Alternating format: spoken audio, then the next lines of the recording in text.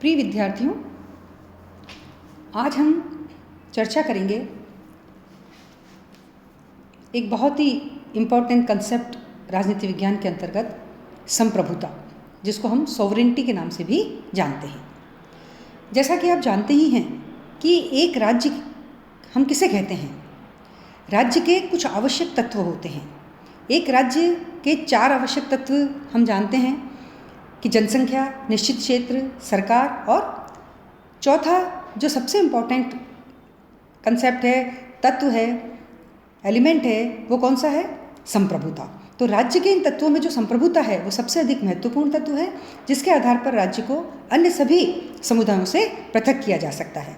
तो राज्य के लिए संप्रभुता का वही महत्व है जैसा कि एक व्यक्ति के लिए उसके जीवन के लिए प्राणों का महत्व होता है ना। व्यक्ति के शरीर के अंदर से जैसे प्राण निकल जाते हैं, वैसे ही किसी राज्य के अंदर अगर संप्रभुता नहीं है तो राज्य जो है वो प्राण विहीन हो जाता है। और किसी भी राज्य की कल्पना हम संप्रभुता के बिना नहीं कर सकते हैं। तो फिर हम इस संप्रभुता का अर्थ जानें कि हम संप्रभुता कहते किसे हैं। देखिए, संप्रभुता अंग्रेजी भाषा के शब्द है एक सॉवरेनिटी, है ना। और ये सॉवरेनिटी से बना है और सॉवरेनिटी 2 शब्दों से मिलकर बना है, सुपर और एनस। और ये लैटिन शब्द हैं सुपर और एनस, और जिसका अर्थ होता है सर्वोच्च शक्ति। इसका अगर हम देखें सॉवरेनिटी का अर्थ, तो उसका अर्थ क्या निकलता है? सर्वोच्च शक्ति, है ना। शब्द की व्युत्पत्ति द्वारा स्पष्ट संप्रभुता के इसी अर्थ को आज वर्तमान के अंदर स्वीकार किया गया है। लेकिन इस प्रकार का स्पष्ट अर्थ होते हुए भी बहुत सारे राजनीति विज्ञान के जो विद्वान हैं, है ना, इस शब्द के संबंध में उन्होंने अपने अलग अलग विचार व्यक्त किए हैं। जैसे ब्राइस संप्रभुता के लिए क्या कहते हैं कि संप्रभुता का प्रश्न राजनीति विज्ञान के सर्वाधिक विवादास्पद और उलझे हुए प्रश्नों में से एक है। मतलब संप्रभुता का शब्द इतना साधारण या इतना सामान्य नहीं है। इसी प्रकार से आप ये देखिए कि जीन बोधा, है ना, उन्होंने इसकी परिभाषा दी है। और संप्रभुता नागरिकों और प्रजाजनों के ऊपर राज्य की वह सर्वोच्च शक्ति है जिस पर कानून का कोई अंकुश न हो। तो इसका मतलब ये है कि ये प्रजाजनों के ऊपर, है ना, राज्य के ऊपर, सबके ऊपर सर्वोच्च शक्ति है जिस पर कानून का कोई नियंत्रण नहीं होता। इसी तरह से ग्रोशियस ने इसकी परिभाषा देते हुए कहा है कि संप्रभुता उस व्यक्ति में निहित सर्वोच्च राजनीतिक शक्ति है जिसके कृत्य, है ना, यानी कि कार्य अन्य किसी पर आश्रित न हो और जिसकी आज्ञा का उल्लंघन नहीं किया जा सके। ठीक है ना। इसी तरह से डिग्विड कहते हैं, डिग्विड क्या कहते हैं कि संप्रभुता राज्य की आदेश देने की शक्ति होती है और राज्य के ऊपर राज्य के रूप में संगठित राष्ट्र की ये वह इच्छा होती है, यह वह अधिकार है जिसके आधार पर राज्य के निश्चित क्षेत्र के सभी व्यक्तियों को असीमित आदेश दिए जा सकते हैं। ठीक है ना। इसी तरह से जो विद्वान है बर्गेश, उन्होंने कहा है कि यह व्यक्तिगत रूप से प्रजाजन व उनके समुदायों के ऊपर प्राप्त राज्य की मौलिक, निरपेक्ष व असीमित शक्ति है। विलोबी, जो कि राजनीति विज्ञान के प्रमुख विद्वान हैं, वह कहते हैं कि संप्रभुता राज्य की सर्वोपरि इच्छा होती है। ठीक है ना। तो ये जो परिभाषा हैं, इनमें अलग अलग शब्दों का प्रयोग किया गया है। तथापि इन सभी विद्वानों का आशय यही है कि संप्रभुता का क्या तात्पर्य है कि एक निश्चित क्षेत्र में राज्य की सर्वोच्च शक्ति, लेकिन इनमें से किसी भी परिभाषा को हम पूर्ण नहीं किया जा सकता। सबने सर्वोच्च शक्ति की बात कही है, लेकिन कोई भी परिभाषा अपने आप में पूर्ण नहीं है। क्या कारण है उसका? कि संप्रभुता के 2 पक्ष होते हैं। देखिए कौन कौन से पक्ष हैं? एक तो आंतरिक संप्रभुता और दूसरी होती है आपकी बाहरी संप्रभुता। जैसे आंतरिक संप्रभुता क्या है कि आंतरिक संप्रभुता का तात्पर्य है, इसका अर्थ है कि राज्य व्यक्तियों या व्यक्ति समुदायों से उच्चतर होता है, ऊंचा होता है और वह अपने निश्चित क्षेत्र के अंतर्गत रहने वाले सभी व्यक्तियों और निश्चित क्षेत्र में स्थित सभी समुदायों और संगठनों को किसी भी प्रकार की आज्ञा दे सकता है तथा शक्ति के आधार पर इन आज्ञाओं को वो मनाना भी जानता है ना, आज्ञाओं को मनवाता भी है। तो व्यक्ति या समुदाय द्वारा इन आज्ञाओं के विरुद्ध कहीं भी अपील भी नहीं की जा सकती है। जैसा कि गार्नर ने कहा है कि संप्रभुता राज्य के संपूर्ण क्षेत्र में विस्तृत होती है और एक राज्य के अंतर्गत स्थित सभी व्यक्ति और समुदाय उसके अधीन होते हैं, है ना। तो संप्रभुता से बाहर कोई नहीं है, सब उसके अधीन है। इसी तरह से दूसरा पक्ष है इसका बाहरी संप्रभुता। इसका क्या अर्थ है? देखिए कि राज्य किसी भी बाहरी सत्ता के प्रत्यक्ष या अप्रत्यक्ष नियंत्रण से स्वतंत्र होता है। एक राज्य को इस बात की पूर्ण स्वतंत्रता होती है कि विदेशों से जैसे चाहे वैसे संबंध स्थापित करे। ठीक है ना। कानूनी दृष्टि से वह मैत्री, युद्ध, तटस्थता, इनमें से किसी भी मार्ग को अपना सकता है। मतलब वो कैसे संबंध स्थापित है, मित्रतापूर्वक, युद्ध करके, तटस्थता से, है ना, कैसे भी उस मार्ग को अपना सकता है। जैसा कि लास्की ने कहा है कि उन्होंने बाहरी पक्ष की ओर संकेत करते हुए बताया है कि आधुनिक राज्य प्रभुत्व संपन्न राज्य हैं, जैसा कि हमारे संविधान की प्रस्तावना के अंदर भी है। अतः वह अन्य राज्य के संबंधों के विषय में स्वतंत्र होता है। वह उसके संबंध में अपनी इच्छा को किसी बाहरी शक्ति से प्रभावित हुए बिना व्यक्त कर सकता है। ठीक है ना। तो इसकी अर्थ और परिभाषाओं के आधार पर हम ये कह सकते हैं कि संप्रभुता राज्य की वह सर्वोच्च शक्ति है जिसके द्वारा राज्य के निश्चित क्षेत्र के अंतर्गत स्थित सभी व्यक्तियों और समुदायों पर क्या रखा जाता है, पूर्ण नियंत्रण रखा जाता है, और जिसके आधार पर एक राज्य अपने ही समान दूसरे राज्य के साथ अपने इच्छा अनुसार संबंध स्थापित कर सकता है। ठीक है ना। तो अर्थ और परिभाषा आपको स्पष्ट हुई होंगी।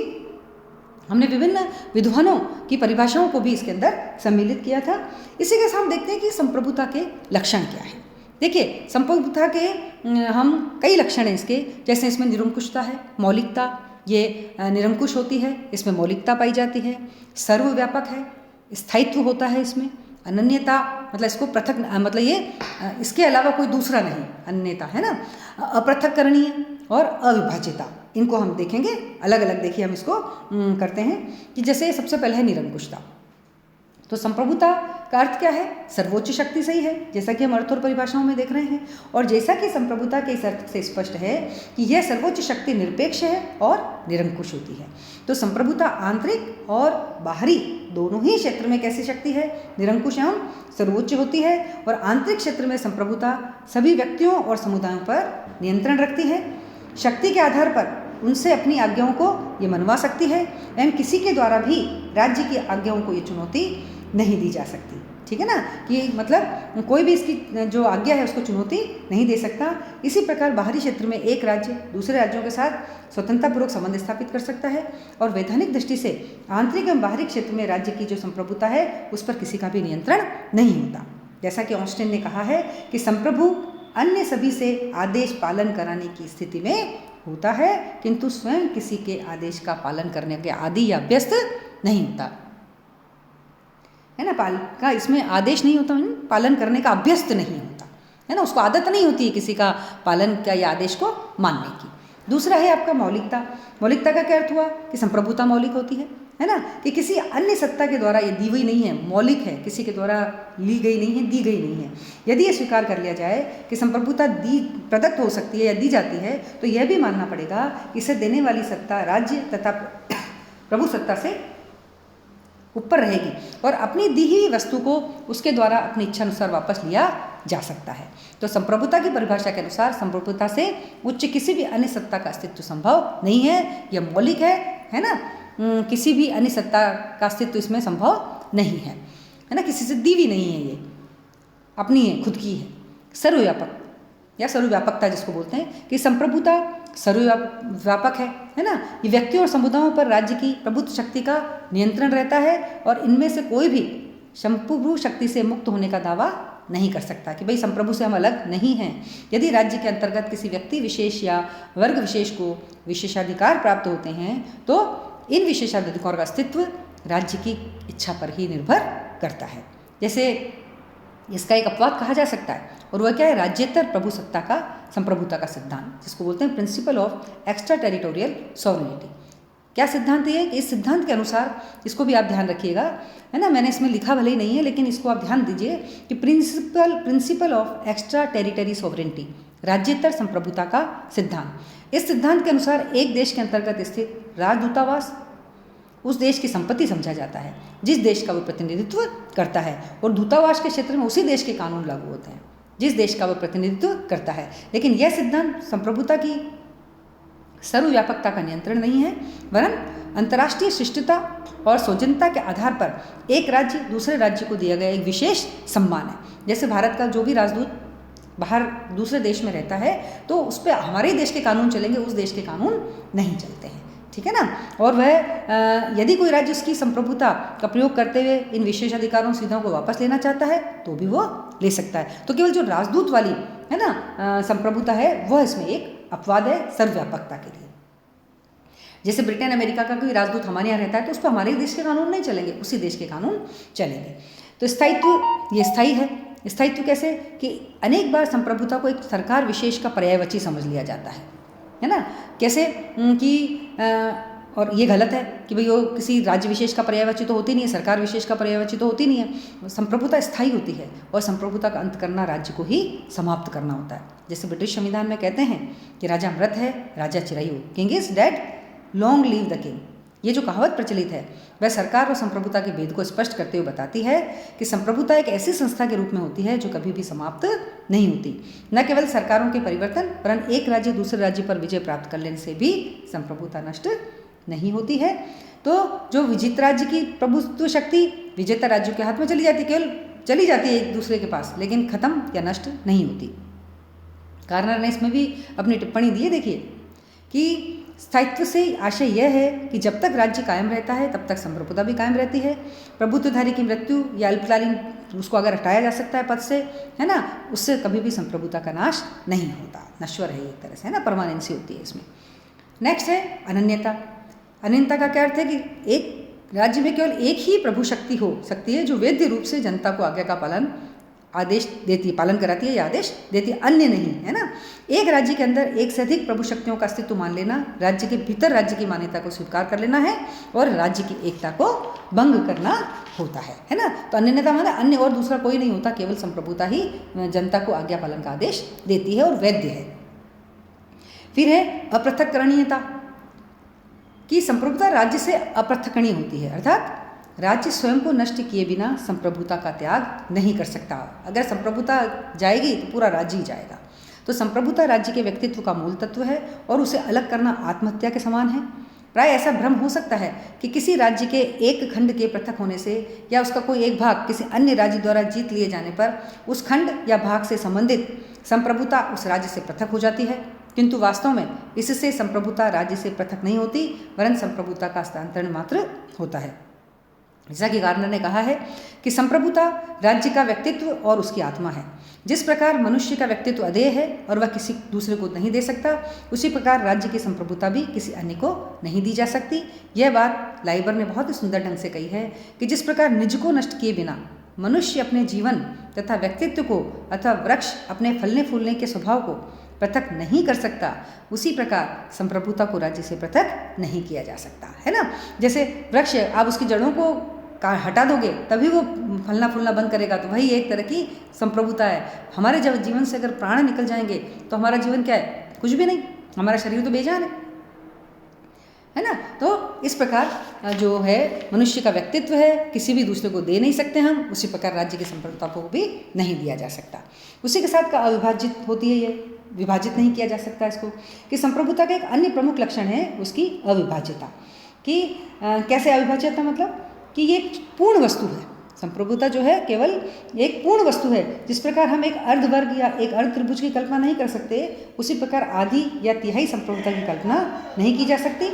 प्रभुता का विभाजन एक केवल धोखा है, जैसा कि रूसो ने भी कहा है, और इस प्रकार गैटल ने भी कहा है कि विभाजित प्रभुता अपने आप में एक विरोधाभास है। तो संप्रभुता का अर्थ है कि राज्य की सर्वश्रेष्ठ सत्ता और एक ही समय पर एक राज्य में दो सर्वश्रेष्ठ सत्ताएं निवास नहीं कर सकती, ठीक है ना।